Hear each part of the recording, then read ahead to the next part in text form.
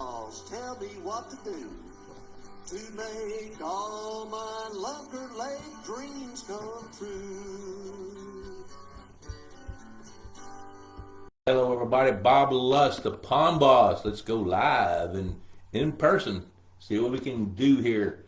So I figured out about 4 o'clock I'd be home in time to be able to do this, let Leanne know, and looks like she posted something kind of cute. So the questions that came across the pipeline here are pretty darn cute, so I'm going to tackle some of those. However, welcome, glad you're here. Let's have a little fun, and got quite a bit of stuff to talk about. So bring your questions as well, and we'll tackle some of that stuff as well. We got the Institute of Higher Pondology coming up this week. Oh my gosh, it's going to be the most epic one we've ever had. Over 30 people are going to converge on West Haven Ranch, some of them starting tomorrow, everybody on Thursday. Talked to Jimmy Houston today. Hello, John Funk. Good to see you from Upper Michigan. And Jimmy's all excited. He's got his videographer coming down there, Pat, that puts together all of his shows, TV shows and things. Hello, John Dyer. Water 64, and the fish haven't fed in a week. Well, they haven't fed in a week. It's not because the water's 64. They should be feeding at 64. So there may be something else going on. You guys know the drill. Hashtag PondBoss Magazine in the comments section. Click like, share this to your timeline. You're eligible for a hat. Leanne assures me we got some new hats in, so I'm kind of pumped up to see what that looks like. Man, I've got a whole bunch I got boxes of swag in there. I got a bunch of stuff from Bass Pro Shops. They sent a bunch of gear bags and hats and mugs, like Yeti mugs, things like that. So we're going to have a big time this weekend. And Bill Shrum's coming. John Dyer's coming. Looking forward to seeing you guys. So I was talking to Ron Ardoin earlier today, and he pitched out that question, which I think is a pretty cute question. And but I'm going to go with Mark Hicks first. And I did think of another topic. You know, when Leanne said, "Hey, what's your, what are your favorite things about the business? You know, what is it you see today that is different than years ago?" And I'll get that in a minute, because there's definitely some things I see now, in my 5th decade of doing this, that I sure didn't think about later on. So Mark Hicks said, is aeration, do you really need it? That would be a good topic. So let's take aeration for just a minute. For those of you that have aeration, the first thing I strongly suggest is have a strategy to go with it. And the more you understand about water and the behavior of water, the better you can understand how to use your aeration systems. So aeration, for example, we looked at Greg Graves' lake up south of Kansas City last week and checked the temperature of his lake. The surface was 79 degrees. At 6 feet, it was 76 degrees. At 12 feet, it was 73, or 10 feet, 73 degrees. Then at 13 feet, it was 63 degrees. Oxygen levels were around 4 parts per million, but at 15 feet, the temperature dropped below 60, and oxygen levels were below 3, which is fatal. And on the bottom of that lake, in 40 feet of water, the temperature was 50 degrees Fahrenheit. Oxygen was 0.6 parts per million. So that means the thermocline was about 3 feet thick. It sat from 12 feet, 11 feet to 14 feet, something like that, which is really, really, really interesting to me. Hello, Deborah Corlew. So aerating deep water is hard to do, but aeration of a pond, see how he asked this question. Do you really need it? No, you don't really need it. The ones that need aeration are the ones where you're going to push the limits and try to make the lake more productive. Because what aeration does is help speed up, expedite, if you will, the water's ability to process whatever the organic wastes are that are collecting in it, because you're feeding and fertilizing and trying to push it to its limits. Then here's Ron. Ron's watching the show tonight. This is pretty cute. Let's see here. Let me look at something. We got 15 viewers. Okay, so our trophy bass, double-digit fish, more accurate predatory strikers, meaning a one-shot, one-kill bluegill meal, which equals less energy burned with more gained weight throughout its life than a fish that is less accurate, having to make several attempts at a meal, which burns more energy, less weight gain throughout its life. Could this be one of the alleles within a gene coded with an elite striking precision and abilities compared to a fish that is coded with lesser genetic abilities? Although if these superior inferior fish were grown in different lakes, the superior could be the inferior and vice versa in different environments. That's true. That means answering your own question means environment plays a significant role and can override the genetics. It doesn't matter how great your genetics are. Let's take Shaquille O'Neal, for example. If that man had not been fed right when he was 1, 2, 3, 4, 5, 6 years old, he wouldn't have knocked the door on 7 feet tall. So not only did he have the genetics and the propensity, he had the opportunity in a great environment with a caring set of parents who were military, by the way, and made sure he got what he needed, not only to be able to eat and grow right, but to get the athletic training to match his skill set. So the environment plays a huge role. I'm going to tell you that it's even more significant than the environment. But let's stay with this question a minute. Is this a fish's plasticity, the fish's ability to adapt to its environment, or is it superior elite genetics? I believe it's probably both. I'm going to tell you that it probably is both. But let's keep this question and this example to just one 15-acre lake at West Haven Ranch. We're going to be working on that lake Thursday evening. To simplify my question, a trophy bass genetically coded with more accurate striking abilities resulting in more meals, more growth, than smaller inferior fish that have to strike at more prey because of inaccuracy and more burn energy. I'm going to tell you the answer to that is no. And here's why. Let's just throw this little shred of logic out there. I know that my genetic propensity was I never caught the big fish first.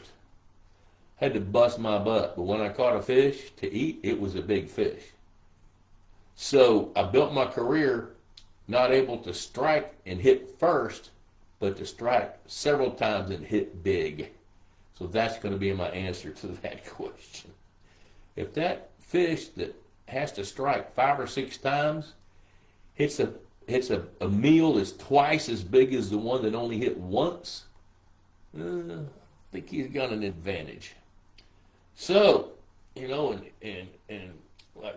I posed the question to Bay, and he's on here.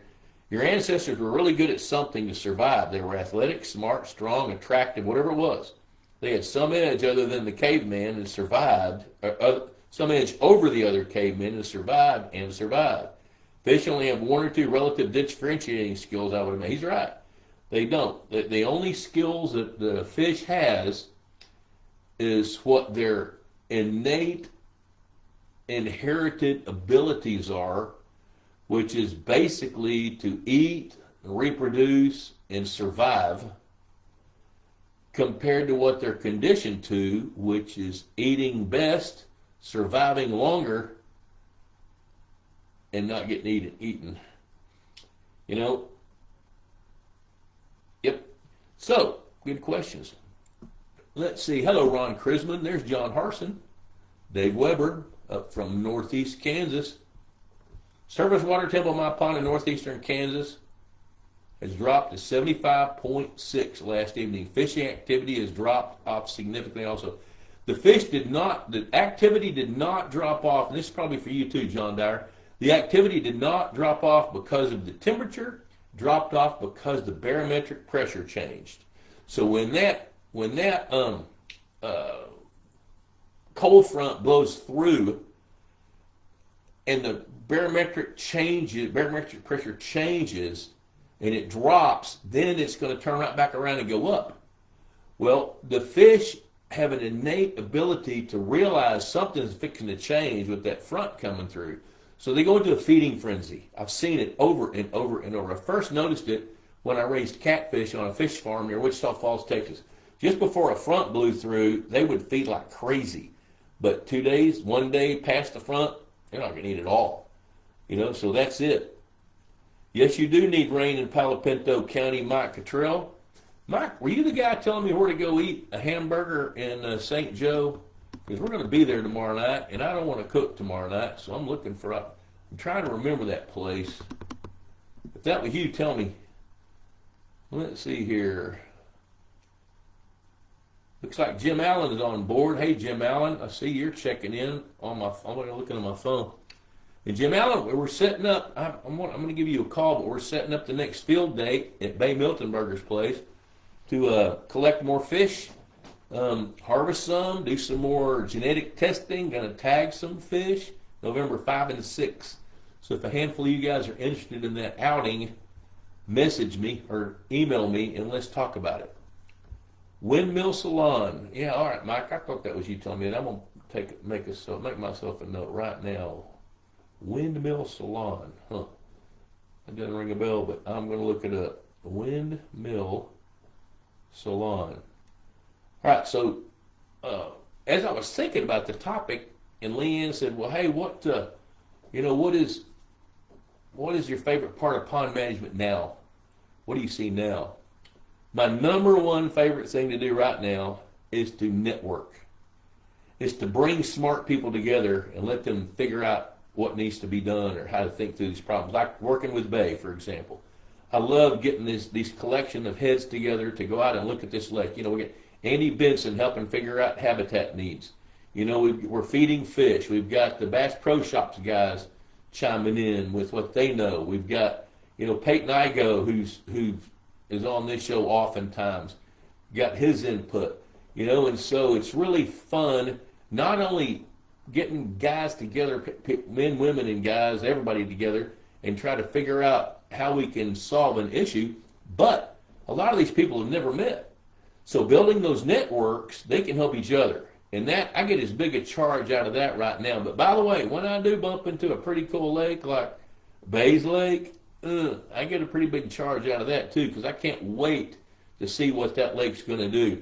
We're changing it up a little bit. We're being moderately aggressive with how we're changing this lake. Moderately aggressive means that we're harvesting a bunch of carp and a bunch of channel cat out. Hello, Joel Danauer. Good to see you, buddy. Busy Bob. You only knew the truth. Here, I'm busier than I want to be. But anyway, it's fun studying lakes, but it's also fun studying the owners of the lakes and the people that get to come together to help figure out what's going on with these lakes. That's fun to me. And I think at my age and, my experience level, it's incumbent on me to pay back and give a bunch of that back, like we're doing right now. Let's see, 7:42. Time is not going fast. Pond Boss Magazine, $35. Say it, Ron. I hear it. He's saying it in Cajun, though. He got a Cajun accent to it. Boudin. Ron Ardoin. Ardoin. I've only known him like 5 years. I still don't get it right. $35 a year, cheaper than a Friday night date, and it lasts a year. So, what are some of the other topics? I tell you something. One thing I'm really excited about. My book is a lot closer to getting done. I went by today and I picked up all the cartoons. So you guys are going to get a sneak peek at something that nobody has seen yet. Ready? Watch this. So I went by the cartoonist today and picked up his artwork. This is going to be the cover of the book. So check this out, guys.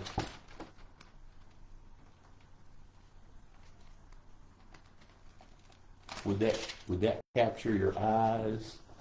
If you saw a book about baseball and fish, well, the name of the book is going to be Baseball and Other Fish Tales. And I don't know what the subhead is going to be. I got to figure that out over the weekend. But it's going to be fun. And I've got 30 cartoons. So what I'm going to do there is, for those of you that want one, you can pick out, I'm going to make prints on good paper of all the cartoons, only 5 prints of each one. I've got 30 of them. Then, because these things are not cheap. They're good, but they're not cheap. So I'm going to sell a cartoon, autographed by the cartoonist, and me if you want it.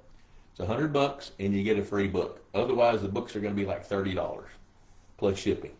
So anyway, that's my little deal, and I'm hoping to have them printed somewhere around the 1st of December, if things work like I want. We'll see. Tom Davis, Central Ohio, water temperature 59 degrees. The fish bite is good. Now, Tom, tell us what that is. What kind of fish? Is it bass, walleye, yellow perch, smallmouth? What are you catching at 59 degrees? And guys, what I told you a while ago about Windmill Grill and Saloon. Oh, okay. Windmill Salon, Saloon. Yeah, okay, I got it. So anyway, some of the networking stuff I'm talking about, like for example, this upcoming Institute of Fire Pondology. We've got 5 people that are in some aspect of pond management. We've got sponsors coming. We got Bird Dog coming, and they help landowners with tax opportunities, putting hunting trips together, and just some different services as they continue to morph. Texas Hunter Feeders, the general manager and head of sales, Cody Borgfeld, is going to be there. I did a Facebook Live with him back in the summer in the American Fisheries Society meeting. He's going to be there. David Schnaderman, Easy Docks of Texas, he's going to be there. You know, Ron Ardoin's going to be there. Lake Area Pond Management Company, Peyton Igo, Canyon Land Management Company. We're going to go hang out with Jimmy Houston. Chico's coming to video all this stuff. You know, and Chico and I are still working on videos from the last field day we did at Bays. We got some of them done, but we got some to do, so we're going to work on some of that.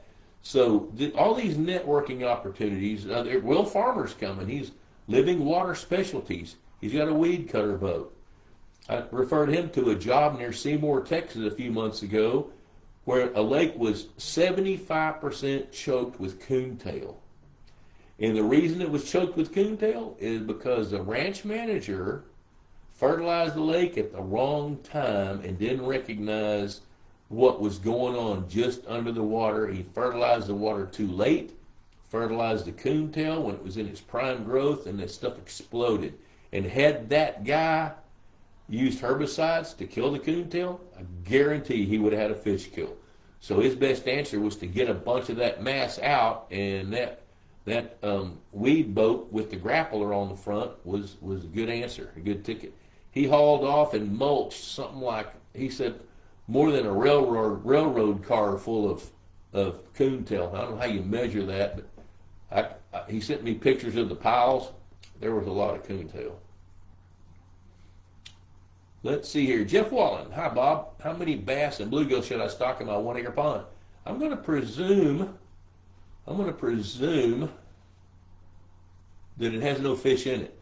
So the way I do that is I like to start the forage fish sooner. So like right now, man, I would get the bluegill and fathead minnows and red ear sunfish. Jeff, I don't remember where you are, but I'd get the forage fish in there now, set the stage to stock the bass in there next year. And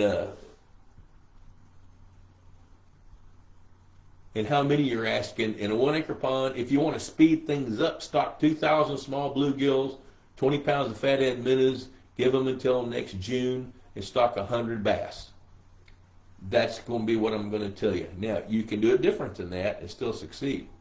Channel catfish is what Tom Davis was catching today. Okay, so let's see here. Let's see what Dave Weber's got.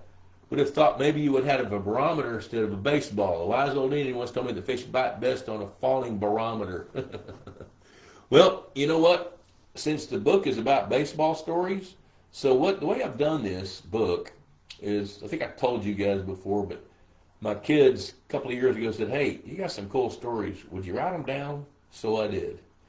Then I'll let Chico see it. One of my next youngest son said, hey, video yourself. So I did. Chico videoed me. Chico says, some of these stories people want to hear. You got some very funny and cool stories. So then I sent them to Mark McDonald, some of them. He said, yeah, people are going to want that book. They'll read that book. So here it is. And so the way I structured it, it's, I think 30 stories and 15 of them are about baseball. The other 15 are about life happenings, some about ponds, some about teachers, some about fish. So it's a pretty good mix, and they're all pretty entertaining. Greg McMillan, he's going to be there on Thursday hanging out with us. And Greg is a stickler about his pond. I mean, this guy's a sponge. He's soaking this stuff up in way better than most people do. Spent last weekend in Tempe watching the Sun Devils from the sideline upset number 7 Texas Tech. This week I'm going to be attending the Institute of Higher Pondology. Doesn't get much better than that. Nope, it doesn't. And we're going to have a big time.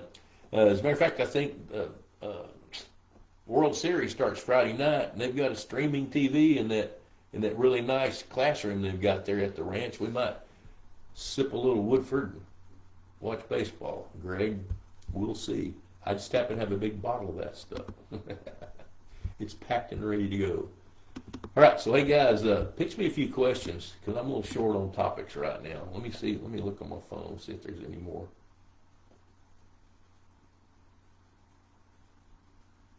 Okay. Bill Strom just texted me. He wants to go to Bays Lake in November. I'll send you some details on that. Actually, we'll talk about it at the Institute so we can figure out how many people are going to go from there. All right, so let's see. I kind of skimmed over aeration. Let's circle back and talk about aeration. There's a variety of different ways to aerate a pond. And the number one objective is to move the water. Early on, aeration didn't even exist for ponds. People could go buy a fountain, but that's because it looks cool, and you could buy a light package, and at night you could turn the fountain on and have lights light up the water and hear the water cascading and hitting the water. Sound cool. But most of those fountains only drafted down about a foot. So that wasn't enough to efficiently aerate the water. And if you were in Tempe, Arizona, and you had a fountain on a pond, that pond would go dry way, way quicker than if you didn't have a fountain, because the more that water contacts the dry air masses, it's going to absorb into the air and evaporation rates will go up. So really, fountains are mostly for looks more than they are for adding oxygen to the water or moving enough water to aerate it. The old school aeration systems were on fish farms, and they still have those. Back then, back in the late 70s, early 80s, when I first started looking at them, there were these big paddle wheels like you'd see on a paddle wheel steamboat going up the Mississippi River in Mark Twain movies. Mark Twain had movies? I don't know. I don't think so.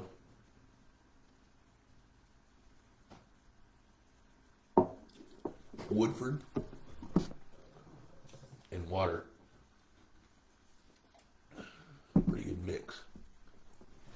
Well, there were paddle wheel aerators that were typically run off of the PTO on a tractor, and they were used for emergencies. Then as the catfish industry began to expand and they started pushing the productivity of these ponds to where they could get up to like 10,000 pounds per acre per year, they started installing electric-powered aeration systems, which were paddle wheels. Well, those things were great for moving a whole lot of water really fast, but it didn't help much with the quality of the water because they were pouring the feed to those fish. So they really had to exchange water, and the aeration system was only to add oxygen to the water, not cleanse the water. Well, then we get into the 90s, and the wastewater treatment companies started seeing a niche that they could fill with bottom-diffused aeration and using that in ponds and lakes. So they started doing that. And that became one of the most effective ways to move water by moving water vertically. So, people are under the misidea that diffused aeration actually adds oxygen to the water. It does not. It moves the water vertically. And just to kind of picture a bubble plume that looks like Alka-Seltzer that's shoving a mushroom-shaped plume of water up. So the bubble cascades up, pushing water with it, then it churns like that.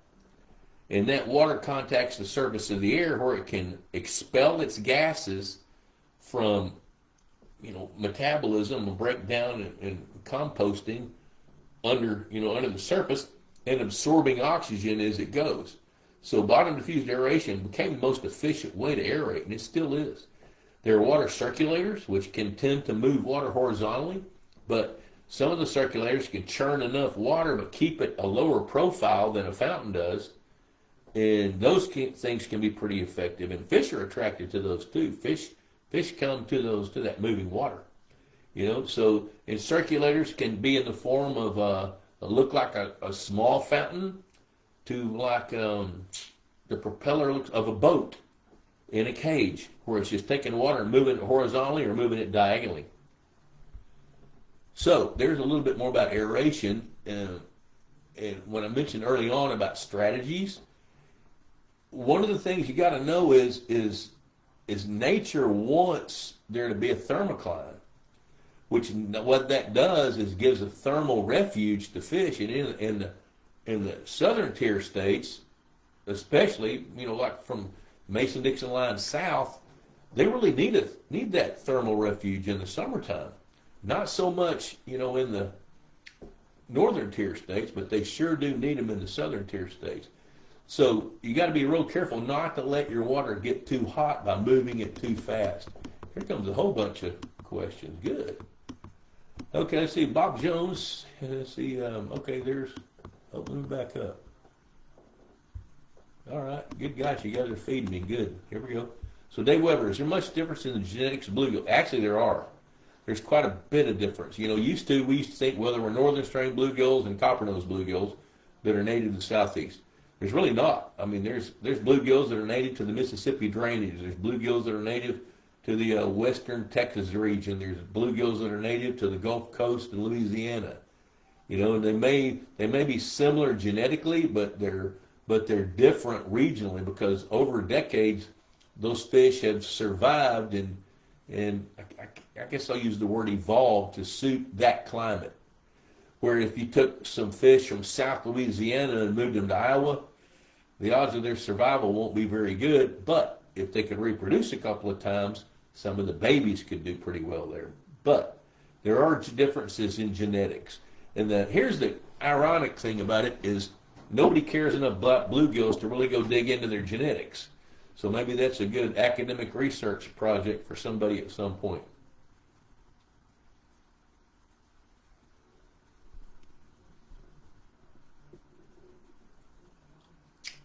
Let me dig a little deeper into that one. Is there much difference in the genetics of bluegill? There is a variety of genetics. Better breeders for forage or genetic markers for larger trophy fish? There's probably both. The fish that have the genetic markers, and I'll tell you this, up until 2005, when I would get in front of a crowd and speak to a group, I would say, you know what? I've probably held 5 2-pound bluegills in my 25 years of being in business. I was in 25 years at that point. So you're probably not going to grow 2-pound bluegills. But I have held probably 30 or 40 that are 1.5 pounds and thousands that weigh 1 pound to 1.25 pounds. You can grow 1 pound and 1.25 pound bluegills. Well, in 2011, I probably held 500 2-pound plus bluegills that year. The difference is when Purina Mills improved their feed, and we came up with a strategy to feed bluegills more feed, and a better feed with a better vitamin package, higher protein levels, with more fish meal. And that was the difference. So up until that point, I thought it was a combination of what they had to eat and their genetics. Once we started putting the feed bag on them, I started seeing, yeah, a lot of these fish have the genetics, they just don't have the opportunity. So I think that you can hedge your bets a little bit with how you feed the fish. Joel says, how many catfish should I stock to be safe in a half-acre pond and process them late fall next year? 100. Stock 6. Okay, if you want to process them next fall, here's what I would do. I would stock 100 8 to 10 inch channel catfish, feed them well, and then when you get in the late fall and you can get them all out of that half-acre pond, which I think you probably can because you're in flat country over there in Louisiana, then you'll end up with, what will you end up with? If you stock 100, I bet you if you stock 100 8 to 10 inch catfish, they're going to average 2.25 to 2.5 pounds and range in size from 1.25 pounds to 4 pounds. That's what you'll have. Super clear water, Bob Jones says, 4 feet of visibility. Good this time of year? Yeah, this time of year I'm fine with it. I don't mind water being clear this time of year. The thing you got to be careful about was, well, let me just not blow by that. Here's the reason I like clear water this time of year. Because your predator fish need to be eating heartily. And the clearer the water, the better they can see. The better they can see, the better they can predate or prey upon those smaller fish. So I love that. Plus, clearer water has a tendency to be pretty healthy going into the wintertime. And you don't have to worry about a big, heavy organic load unless you got a lot of moss. So then that's a good thing. Hey, it's 8 o'clock. Ron, I see your question. I'll get to that one next. Let's do a real quick commercial. BirdDogIt.com. You guys check that out when you get a minute. It's a really, really interesting business model. I think about a little over 4 years ago, my son Jonathan, who's an entrepreneur, thinker, he came to me and says, Dad, you know what? And back then he was like 37 years old, so I'm raising 3 small kids. He said, you know, I don't have time to take the kids hunting. I don't have time to take care of a lease. I don't have any friends with a ranch that will let me hunt. And if I book an outfitter, I got to book at least a year out typically. And if any of the kids are sick, we're not going. He said, what do you think about the idea of creating a company that's be like an Airbnb or a VRBO for hunting? I said, but man, I think that's a great idea. Well, he took that concept and has expanded on it. So if you get a minute, go to birddogit.com. Their regional sales manager will be at the Institute of Higher Pondology for you guys that are coming. You get to meet him firsthand and ask a bunch of questions. Easy Docks of Texas, David Schneiderman. If you're looking for a floating dock, check him out. Purina Mills. Purina Mills, great fish food. One of my faves. And I guess I'm a little biased because I got to, fortunately, was asked to help them develop their fish feeds and then go test it. And, you know, when we went from 0 2-pound bluegills to hundreds of them, and that wasn't in just one lake. That was in about 15 or 20 lakes scattered out around the nation, from North Carolina to central Nebraska to all over Texas and part of Louisiana and Arkansas. You know, so good stuff. Texas Hunter Products. We'll see Cody on Thursday. You know, great fish feeders, fish habitat. Check that out. Pondboss.com.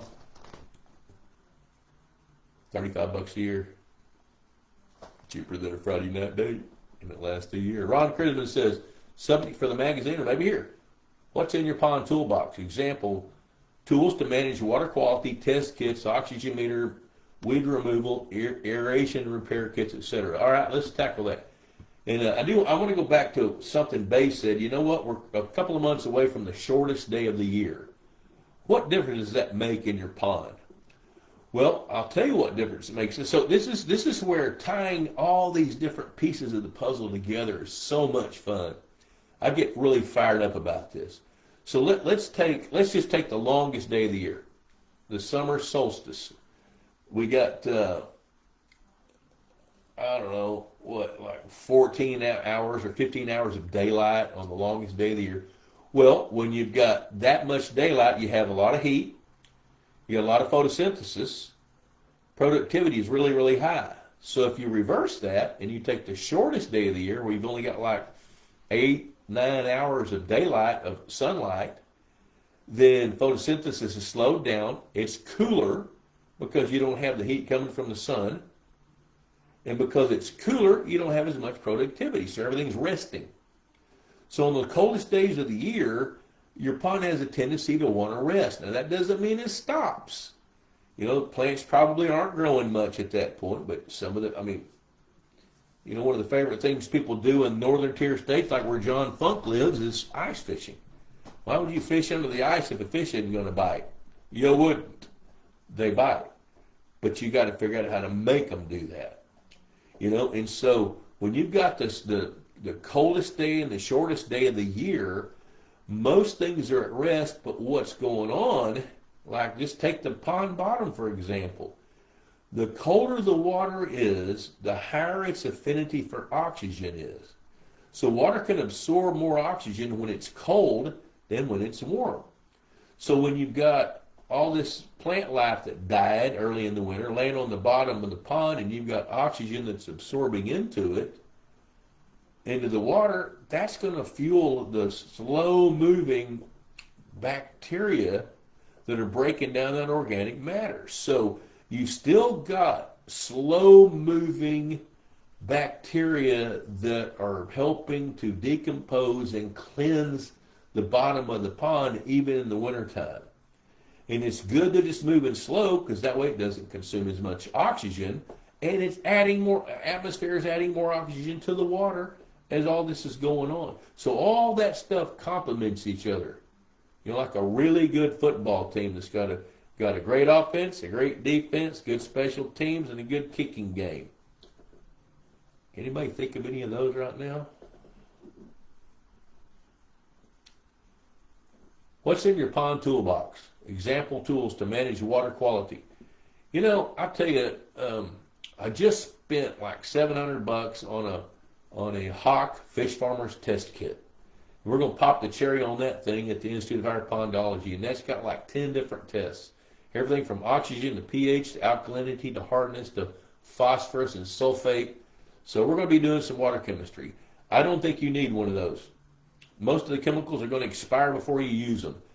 Really, for water chemistry, I think, is to quarterly or every 6 months send a sample to a lab and build a baseline. I guarantee you, if your water's staying healthy, it's going to be consistent with what the water chemistry is over a span of time. Changes when it rains, it changes during a drought, but other than that, it should be pretty steady.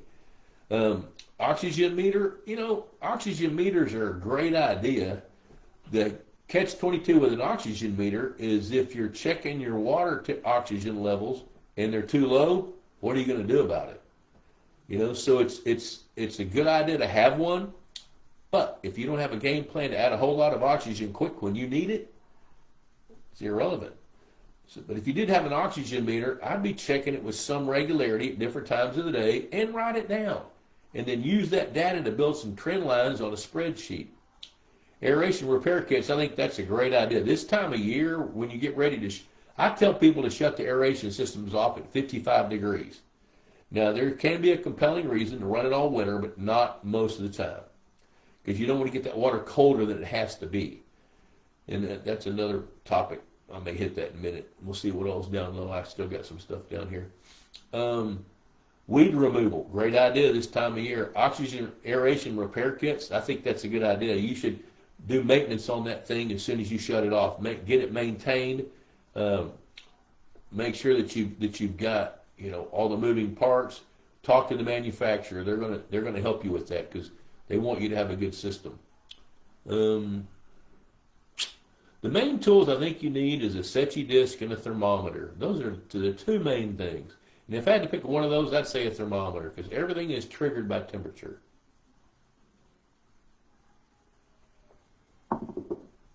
Except the Woodford. It's pretty neat. Robbie Pommier. Magnolia crappie. Are they mistaken for a black with a stripe on its nose most of the times? Well, let me tell you, Magnolia's crappie, that's a colloquial name, like Sacalay in Louisiana is a crappie in Texas, you know, or a shell cracker is a red ear, you know, or a chinkapin perch is a goggle eye, which is a warmouth, you know. So Magnolia crappie, black crappie with a stripe, and I know the history of that fish. This is kind of cool. So there was a fish farmer who was also the mayor of Hazen, Arkansas, way back in the 80s. I mean, a long time ago. Jerry Carter. Jerry Carter was a character, and I got to know him. Well, back in the mid-'80s, so wait a minute, this had to be like 85 or 86, through there somewhere. And some of the fish farmers in Arkansas had just begun raising some sport fish. Up until that point, till about 83 or 84, you either had to go to Florida, South Texas, south of Houston, or Kansas to buy bluegills to stock ponds. Me, as a producer or one of the guys in the middle selling fish, and to get fathead minnows, you had to go to Arkansas. If you wanted to buy largemouth bass, you had to go to Florida, or you had to go to Kansas. Northern bass in Kansas, Florida bass in Florida. You know, and so back about 84, 85, 86, several fish farms in Arkansas started producing some sport fish. Well, Jerry Carter was one of those. And he had loved to go crappie fishing. I'm going to tell you all, I'm going to take up some time here in a minute after I say all these questions. I'll tell you Jerry Carter's story. It's pretty damn funny. I haven't written this one down, but I don't know, maybe I will. But anyway, he had gone to the White River below Table Rock Lake, and he had caught some of these crappie with the black stripe. And he named them black nose crappie. So he brought them back to his fish farm, grew some up, spawned them, started selling them. So he was the very first one to start selling those crappie like that. And I bought some and stocked them across different parts of Texas where I thought they might work. But then just, I don't know, early 90s, he kind of faded out of the picture. So let me see what all these different questions, let me see what's down there below so I can manage my time. Do you think the bluegill are done spawning for the year in Indiana? John, my guess would be yes, they are, unless this latest cold front turns around and is pushed back north to get the temperature of your water back up into the mid-60s one more time. And if that's the case, they'll spawn one more time, but survival rate of the babies will be low. So for all practical purposes, they're pretty well done in Indiana. They're not done in the southern states. Mark Dyer from Nebraska. We're in a sticky spot where half of our lake is shallow enough with an average depth of 6 feet on one side and 8 feet on the other. The bottom-diffused aeration will be very inefficient, but budget-wise, we can't afford to install and pay for electricity for the large surface aerators. So half the management entities say we should still put in bottom-diffused as it will still help. Some but will also provide movement and circulation. The other companies say the results aren't worth the investment. Tough to know what's best. Yeah, I know. I get it. Because at that depth, the bubble plumes haven't built enough momentum to be efficient enough to be moving enough water to justify their existence. But I tell you what I'd be looking at there. I'd be looking at, and I know about your situation, Mark. I'd be looking at getting several landowners to buy some of these circulators like Casco marine cells. Casco invented these water circulators for northern tier states where they couldn't take docks out of lakes. So they use these circulators to move water around the dock all winter so they don't freeze up and tear up. And so I think in a lake like what you've got, which is a big shallow rock pit, we are seriously looking at the funding, the phosphorus binding, which should help massively, I believe, in our hypereutrophic conditions. I tell you what, Mark, before you do that, I think I would spend a little bit of time with Matt Rail and see if there's like a research project you can do with your water to prove it. Because I'm hearing a few horror stories where you used the phosphorus binders and it did a great job for a year. And then some of these balloons started popping back in. Veto. In honor of Halloween, do you have any fishing myths or superstitions? Yeah, I do. Let me think about it a minute. Give me a minute. Give me a sip of Woodford. Greg McMillan, thank you. I'm bringing a new bottle, by the way. Greg said, bring your rain gear. Yeah, that's a pretty good idea. We got a chance to rain on Friday at Jimmy's place. I was talking to him about that today. He's got a big barn we can get into. And I can't imagine we'll get rained out the whole day. And if we do, that's part of the deal. But we're going to give her hell. All right, Vito, let me think here. Fishing myths and superstitions.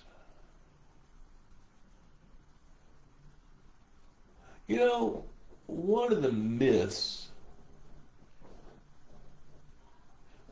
is moon phase. So there's a lot of myths about what people think about how fish react and behave during the different phases of the moon. So to kind of dispel those myths, largemouth bass are sight feeders. So if they have to be able to see to eat. And if they can see, they're going to eat. So kind of stands to reason that they'll feed well during the full moon. But what about during the rest of the day when the sun's out? Well, it takes about 8 hours of temperatures like they are now for a fish to digest all of its food. Now, channel catfish, for example, they're more nocturnal. They like dark. That's why they get a bad rap for living on the bottom. Well, they're not living on the bottom because they like the bottom. They're living on the bottom so they get away from the sun and get away from the temperatures. Now, you can trick them out of that by feeding them. They'll come up when that feeder goes off. They're like ever good. No, I'm not going to say that. This could be held against me. When the mailbox has a check in it, they're going to go to the mailbox. I don't care what time it is. What other myths are there? Well, here's a myth. Here's a myth. When people clean a bass this time of year and find eggs in its belly, they're pretty well convinced those are eggs that did not get laid last spring. That's a myth. A myth, the truth is they spawn all the eggs that they can spawn in the springtime. Whatever eggs they don't spawn, they absorb. And then starting around August or September, they begin developing eggs for the next year. So if you catch a bass and you clean it now, and there's eggs in it, those are eggs that were going to be spawned next year. So there's a couple. That's what I can think of right now. John Dyer says, talk about how fish feeding cheats the 10-to-1 food chain dynamic. So when you start looking at the trophic levels of the food chain, every trophic level, it takes 10 times the amount of food to go from this trophic level to this one, to this one, to that one. Every step up the trophic level, it's a 10-to-1 change. So 10 pounds of algae to grow 1 pound of bugs, 10 pounds of bugs to grow 1 pound of bluegills, 10 pounds of bluegills to grow 1 pound of bass. That's the way the food chain works. And the reason, and when you start talking about feeding fish, and you hear all these numbers like, well, I can feed 2 pounds of fish food and gain 1 pound of meat. Or with these high-powered fish foods, with the higher protein, bigger, higher levels of fish meal in the fish food, 1.3, 1.4 pounds of fish food will put a pound on a fish. Well, how can that be? Well, it's dry weight. So the 10 pounds of bluegill, 8.5 pounds of water. And then the fish that eats it's got to process that water and digest that and move it out. So if you compare dry weight to dry weight, pretty close to the same. So John Harson, let's see here. My lake water is a very pretty turquoise blue-green color. Well, that's got to have something to do with the amount of limestone or other minerals dissolved in that water. Mike Wharton, what would be the intermediate term effect of over-harvesting 12 to 15-inch fish? Been under-harvesting, need to get ahead. The intermediate term effect of over-harvesting 12 to 15-inch fish will be that a bunch of your 6 to 8-inch bass will grow to be 12 to 15 inches. So here's something that's really interesting.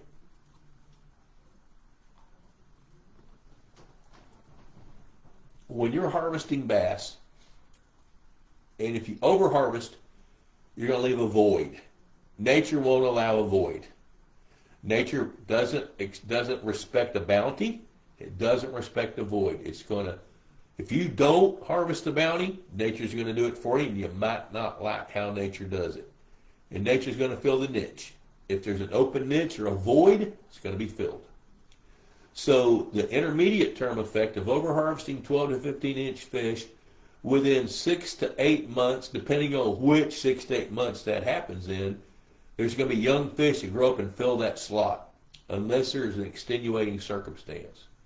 Danny Mack, look forward to seeing you tomorrow, buddy. Yep. Bay Miltonberger's got a good kicker. Are you fishing? You better tell me what.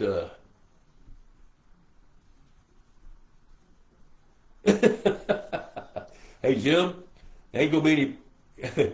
Ron's watching this, and he's still not living down the boudin thing. Yep. There's not going to be any boudin. All right. Bay, you got to tell me what the kicker is. Oh, wait. Good kicker. Oh, football team. Dallas. You're thinking about the Cowboys. You're playing off my little jab a while ago. I got it now. I'm slow on the uptake. Mark Dyer, are the oxygen meters able to take samples from any depth or just near the surface? No, oxygen meters with the cable on it can check oxygen levels at any depth as long as the cable is. For example, I was with Dallas Clark, who's going to be at the Institute of Higher Pondology, is He is the Director of Operations for American Sport Fish's Texas office. Met him up in south of Kansas City with their electrofishing boat. And they just bought a YSI meter for $5,000 with a 100-foot cable on it. And while I was talking about a while ago the temperature of the water, we were able to check the temperature and the water oxygen saturation levels and parts per million all the way down to 100 feet. Well, we were sitting in 40 feet of water, so that's as far as we went. Well, good. Well, Jim Allen, let's talk about you coming to Texas November 5 and 6. We're going to start about noon on the 5th and go until about 2 on the 6th. And we can talk about all that. Let's talk tomorrow. Bill Shrum, those black-nosed crappie exist in Texas lakes and are excellent eating. Yep, matter of fact, I think you might have caught one in Bays Lake. We saw several of them in Bays Lake. And they had to have been stocked in there. They didn't just show up. So let's see here. Mark Dyer, if you think your lake may be too shallow for aeration, can you prove it one way or another by consistently measuring lake temperatures to identify if there's a thermocline or not through the summer, tracking when it exists and what depth it's at through the summer? So let me answer that first. Yes, you can. You can prove it. That's not the only reason to aerate. One of the reasons to aerate is when you've got an excessive buildup of nutrients and a really heavy-duty plankton bloom. So if you want to speed up the process of fundamentally composting the nutrient load in your lake, then that bottom-diffused aeration system is really a pretty good reason for that. So would it be consistent existence then indicate yes, you could benefit from aeration? If it's deep enough to have a thermocline, is it deep enough for bottom-diffused aeration to work? There's probably going to be a thermocline in that 6 to 8 foot water anyway. Now the thermocline might be at 5 feet, but that's not, to get rid of the thermocline, that's not the only reason to aerate a lake.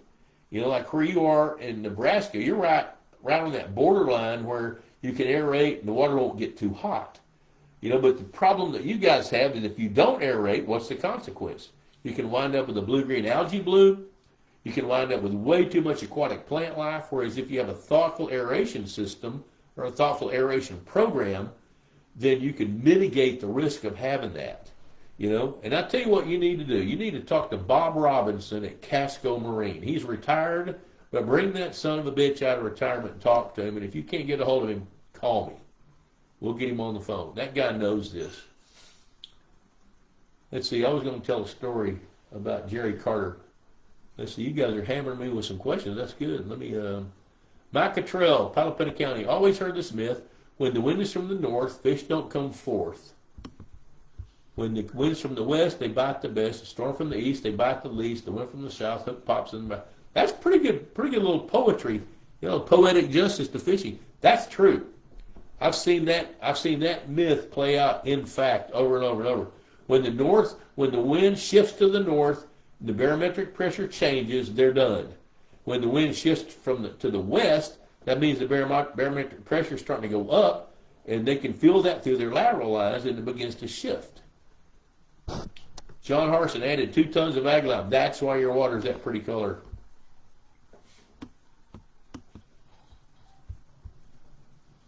Yep. Okay.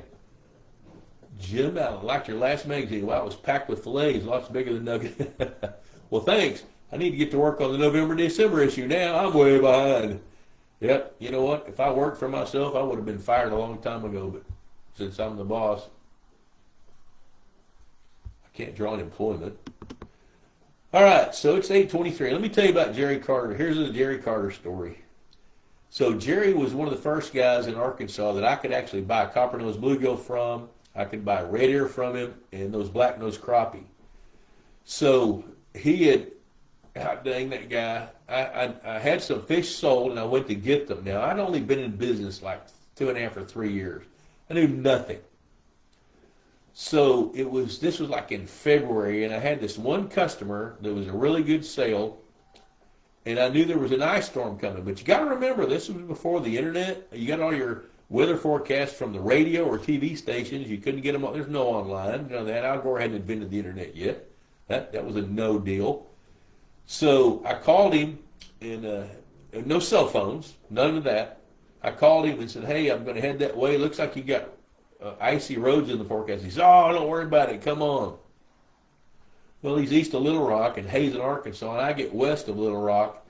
Traffic is at a dead stop. I'm pulling a gooseneck trailer in my mid-20s, driving on icy roads. And when I get to his place, finally, 7 hours late, he wants to load me right then and turn me around and hit those icy roads and go home with a load of fish. I said, no, not going to do that. Well, he wanted to get a little pissy about it, but what was he going to do? So he invited me to spend the night at his house, got to meet his wife, and Jerry had a twin brother, and they were married to twin sisters, which that was kind of cool. And so I got to meet his wife and talk to her and all that. And the next morning, we waited till about 10 o'clock. Temperature got up in the mid-30s. The ice thawed, and I was able to load the fish and head back to Texas. Well, 6 or 8 months later, I don't know, it's 4 months later, May probably, I needed some more fish, but I told him I wasn't coming. He said, well, I'll bring them to you. Well, it's like a 6-hour drive from Hazen, Arkansas to where I was in Wichita County, Texas. And hello, Virgil Meyer. Good to see you, buddy. And so he calls me up, and he's going to load the fish that day and come. Well, 6 o'clock. He's not there. 6:30, he calls me from the side of the road at a gas station. He said, man, I got a really late start. Didn't leave till 6 o'clock. I'll be there about midnight. Well, he shows up at midnight, and like the loyal, faithful fish guy was trying to be, laid him in the gate. We spent 2 hours. He brought a guy with him, and I could smell a little bit of bourbon. He wasn't driving, the other guy was. And we unloaded the fish, got them all tempered, situated. Everything was good. 2 in the morning. So it's time to write him a check. He comes in, and I have him sit down in my chair behind the desk. And then he lays the invoice out, fills it out. I get the checkbook out of the drawer, and I'm writing a check, and it's real quiet. Now, you got to keep in mind it was really noisy at that point because with all the water running and the aeration systems and churning water and all that, really loud. We go in the office, dead quiet. 2:30 in the morning. And I write the check, and he kind of leans back like this, and he says, you know, Bob, I love my wife. That kind of threw me a little bit, and I said, you know, you should love your wife. He said, no, you don't understand. I love my wife. And I said, you know, I'm thinking, it's 2:30 in the morning. He needs to get on the road. Why is he saying this? And I said, well, Jerry, that's touching. He says, yeah. He said, you know, she's a fantastic wife, great mother, wonderful lover. He said, I just love my wife. I said, Jerry, I'm glad to hear all that. He says, well, but one thing. I said, oh, okay, here we're going. He says, she's not the best housekeeper. I said, yeah. He says, yep. He says, I got up in the middle of the night one night to go take a piss, and the sink was full of dirty dishes. She could have at least cleaned the dishes. I said, it's 2:30 in the morning, dude. Take your check and go back to Arkansas. And that's my Jerry Carter story. I don't know if I'm going to write that one or just leave it lay. I think I'll just leave it lay. So, guys, you know what? We've already been going almost 60 minutes. Good questions tonight. Good fast pace, too. So, hey, I'm going to see a lot of you Thursday at the Institute of Higher Pondology. Some of the other guys I will see at Bay's Place, November 5 and 6. If you're interested in that, want to know more about it, send me an email at boblusk@outlook.com, and I'll tell you, we've got room for X number of people. Once we hit that number and we've got all the tasks lined out, then we're going to cut it off at that point.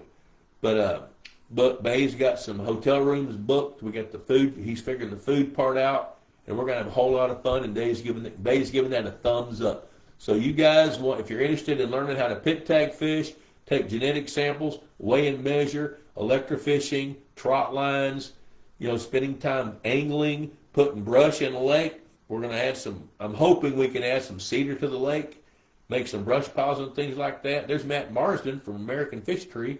So if we can do some of those things, we're going to have a big time. And I think we're going to have some college students from Texas A&M's Fisheries Department So it's going to be a real good, interactive, fun thing to do. So guys, I always enjoy hanging out with you. I'm glad we get to do this. And I'm not sure where I'll be next Tuesday, but wherever I am, I'm going to do the best I can to be hanging out with you. So until then, adios for now.